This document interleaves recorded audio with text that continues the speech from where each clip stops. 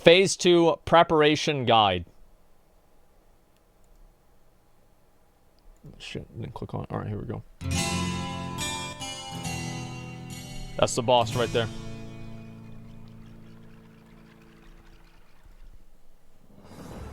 Hey guys, what's up? MadSeason here, back with another video for you. One of the many announcements with BlizzCon this year is the release date of Phase 2 for Classic World of Warcraft, which is set to be on the 12th of this month. Thank God. This phase brings 2 world bosses, Azurgos and Kha'Zix, an end to the layering system, as well as the PvP honor system, so I thought it was appropriate to make a little preparation video for you. Yep. Since there are some things that you can do to get ready for it and save yourself some time, I'm going to money, be going in there, also by a the bit way. of frustration. The Champions Hall. First things first It's gonna be my is house. layering. Not really much you can do to prepare for this, I think, really, other than the fact that you can't abuse it anymore. But maybe some gathering items might go up in price, as Yeah, there'll be one they less will copy absolutely of go the up in world price. to gather 100% from. they'll go up in price. Possibly some gold making potential there. I don't think anyone really knows for sure though, so use your own judgment. Let's cover world bosses next though. Okay. First off, in the description, I'll have links to the loot table of these world bosses. Just a sec. I had to take a piss. I'll be right back, boys. Give me a sec. I'm back. Sorry about that. Okay, we're good. For you to go see if there's anything that you like. Kha'Zix spawns in this location to the south in the Blasted Lands, and Azurgos spawns over here in southeast Ashara. Don't confuse him with the Spirit of Azurgos, which wanders about the area. I actually This thought that only was the same appears once thing. he's dead, and is later used for the AQ-40 Scepter quest chain. I didn't know So, that. to prepare for this, something you can do for your guild is to park an alt near their spawn locations. I'm gonna log out This right was a there, common too. strategy for guilds back in the day. Members were tasked to have an alt near spawn points so you can quickly check at any point to see if they're up, and if they are, rally your guild together as fast as possible to kill them. You have to be fast though, because you surely won't be the only one doing this. No, For you those won't. of you on PvP servers, obviously be ready to bring it with consumes and whatnot. Speaking of which though, let's get into PvP since that's the meat of this video. This is what matters. The Rank 14 honor system. Just as it was released in 2004, the game currently has no honor system in place. The only reward for PvP is just that, PvP. However, on the 12th, What the you'll be fuck? That guy's rewarded doing with ridiculous honorable kills damage. when Holy you slay shit. an enemy that's your level. That is, God their number damn. still shows up as green.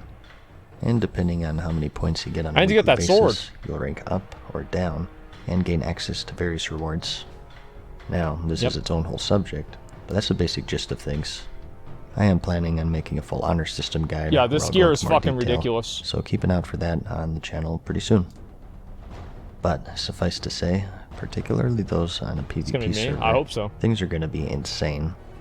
A lot of the times, at least on my server, people sort of give you a pass, more focusing on questing or just Yeah, getting where nobody they need gives to a go. fuck. But now that you award those valuable points, you can expect people to go out of their way to kill you. Yeah, so probably. let's make sure we're prepared, shall we? The I first thing need to get anyone that will Bone tell River's you Edge, is man. to level engineer. This is before a time where professions are hyper-balanced with each other. Engineer in particular has huge advantages over the rest for both PvE and PvP, but it really shines in PvP. Not only do you have grenades, usable at range while moving, that deal some good damage and also incapacitate enemies for a few seconds, but you also have a variety of gadgets, such as the cloaking device, which serves as a vanish, the netomatic projector, which can root enemies. I need to or get yourself these, if it man. backfires. I'm so lazy with death ray engineering, for man. some I feel damage at so range. stupid for not having it. The frost, fire, and shadow reflectors, which are insanely useful. Speed boots for that quick burst on the fly. Still probably lost the duel because it's against a mage, Rocket though. helmet for the ranged incapacitate, and many, many more. Yeah, that's insane. It's insane how good it is for PvP. So if you want to do the best, it'll be very helpful to level that up now to even the playing field. And also just stock up on the expendable stuff.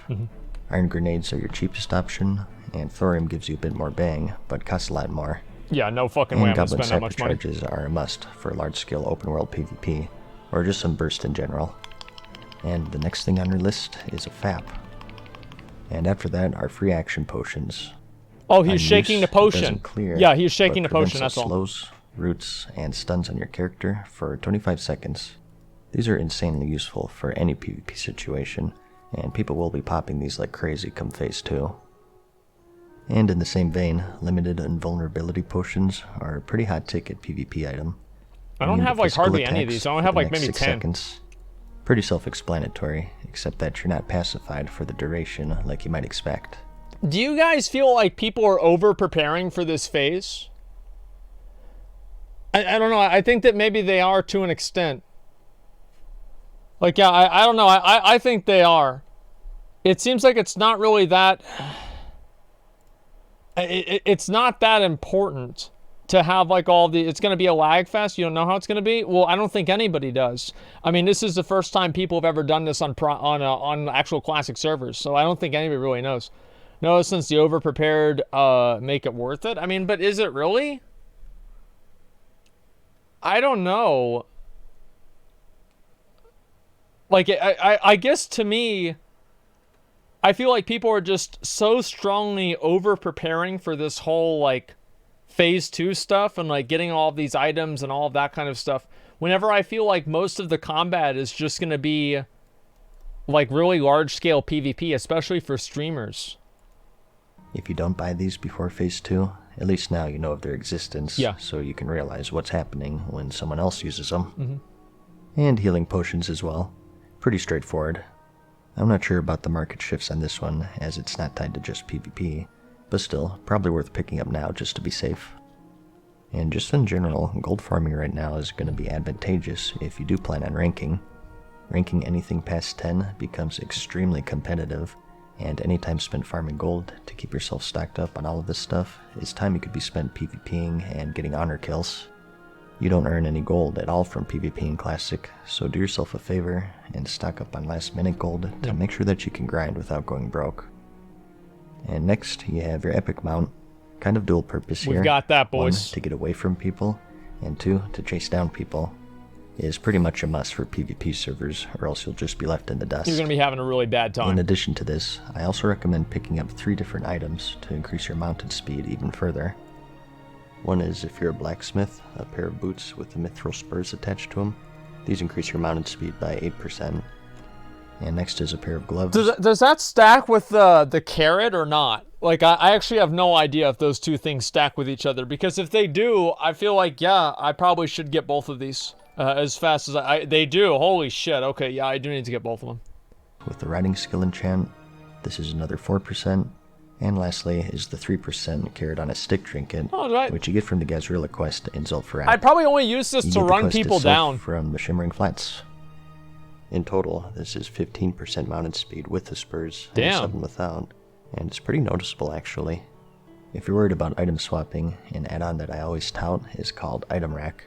This allows you to quickly equip any set of gear from the stuff in your bags, even being keybindable. I need to get that too. I have my bind set to shift 1 through 5 if you're curious. Yep. I got my PvE set, the PvP set. The pirate I'm also set? working on some frost and shadow resist. Super handy. Yeah, for I PvP, need to get this done too. And also just weird stuff, such as a mount speed set. Casting bars are also going to be a must. Yeah, I need to download this. This isn't part of the default interface in I haven't really Classic, taken this very seriously so far. It's pretty crucial for PvP especially. There are a few different ones, but I'll have the one that I use in the description, along with the rest of these add-ons, of course.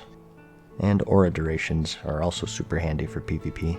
By default, you just get this little icon until they disappear, but this add-on gives you a visual cue when they're about to run out. Yep. It's useful for knowing when to reapply that hamstring. They added that shit back in retail WoW later on. I also use Dismounter.